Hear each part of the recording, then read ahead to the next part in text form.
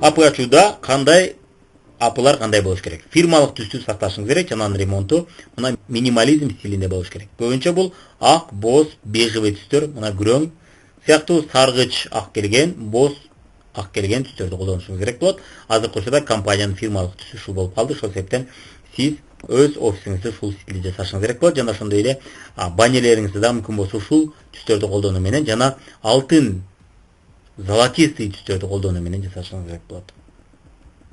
Мына көрүп атасыз, ушул сүрөттөрдү мүмкүн болсо скриншот кылып жасап алыңыз дагы, скриншот кылып алыңыз, ушуга ориентир кылып ремонтторду жасаганыңызда ушуга ылайык кылып жасашыңыз керек болот. Жана мебелдерди жасатканда, мына штораларды жасатканда ушундай стилде жасашыңыз керек болот. Эгерде азыркы учурда сизде мына кийим келип аткан болсо, анда албетте кийим кийип көрчү жана күзгүлөрдө жасаганыңыз жакшы болот. Буларды сөзсүз түрдө кошконго аракет кылыңыз. Эгерде кийим келбей калган болсо, мына азыркы учурда Кыргызстанга кийим келбей турган болду деп айтып атышат. Демек, анда кийим кийип көрчү бөлмөнүн кереги жок. Бир убакта фирмалык түс мына кызыл болчу, кызыл, пушту, сары болчу. Эгерде сиз интернеттен сүрөттөрдү көчүрүп ушуну көрүп калчу болсоңуз, бул туура эмес. Бул эски мурунку компаниянын мурунку стилистикасы. Азыркы учурда мындай ремонт жасачу болсоңуз, компания кабыл албай коюшу мүмкүн. Жана баннерлериңизди ушул стилде эмес, ак, боз, алтын, боз, бежевый түстөрдө жасашыңыз керек болот.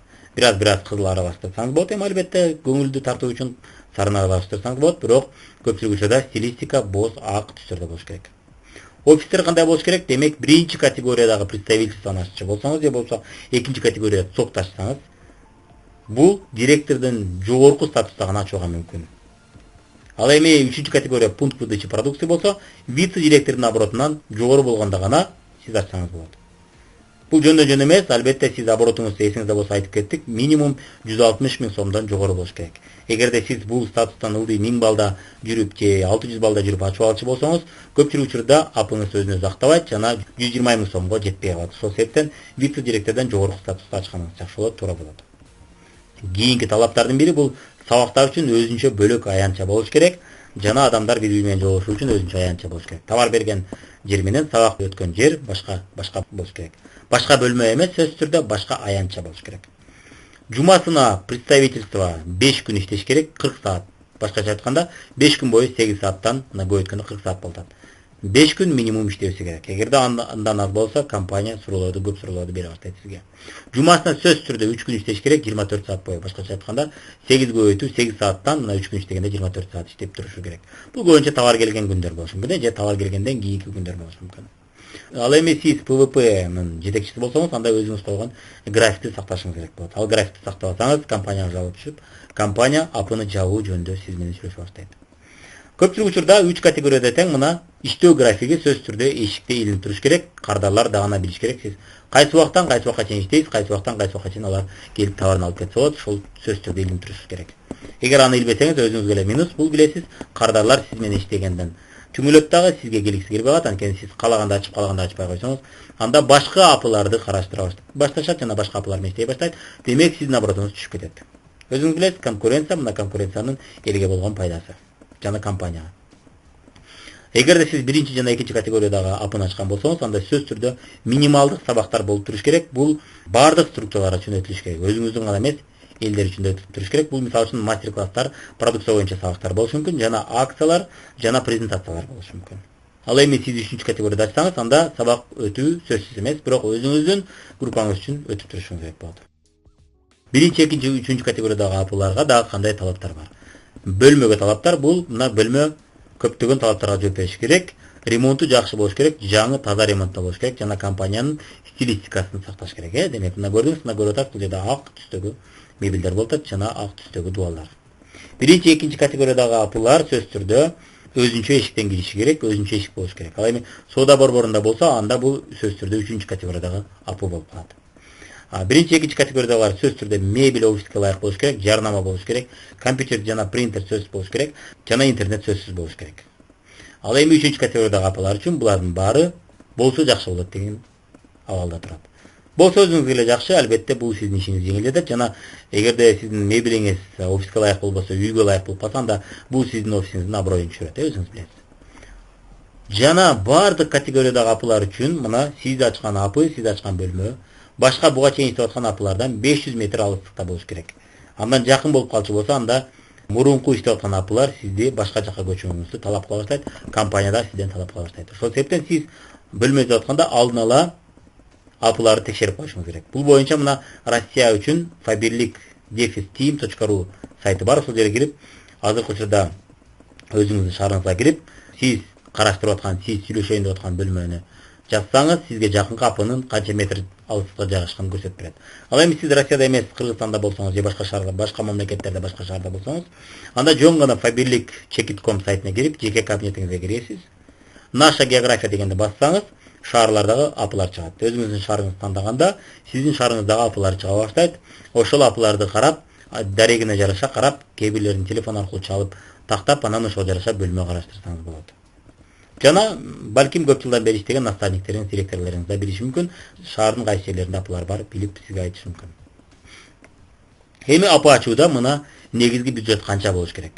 Мебелиңиз үчүн мисалы үчүн 10 миңден баштап 30 миң сомго чейинки акча кетиши мүмкүн. Бул эми сиз кандай мебель аласыз жана кандай чоң бөлмө аласыз, ошого жараша болот. Бул мебель алганда дайым эсиңизде болсун, бул мебель таза болсо гана алганыңыз жакшы болот. Ал эми мебель начар болсо, эски жана үйдөгү мебелдер болсо, анда бул сиздин бизнесиңиздин аброюн түшүрөт жана компаниянын аброюн түшүрөт.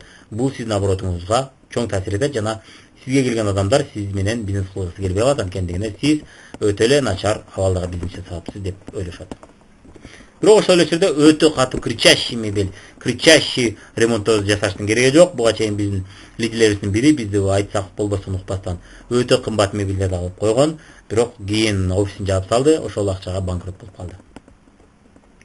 Бөлмө арендасы бул 2 миң сомдон 3 миң сомдон тартып, региондордо өзгөчө 30 миң сомго чейин болушу мүмкүн. Эми өзүңүз билесиз, айыл жергесинде аренда арзан, ал эми чоң шаарларда аренда дайым кымбат.